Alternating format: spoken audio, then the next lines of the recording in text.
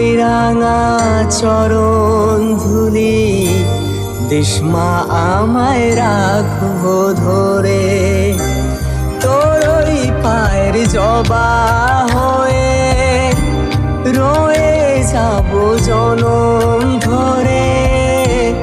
তোর ওই রাঙা চরণ ধুলি দেশমা আমায় রাখবো ধরে।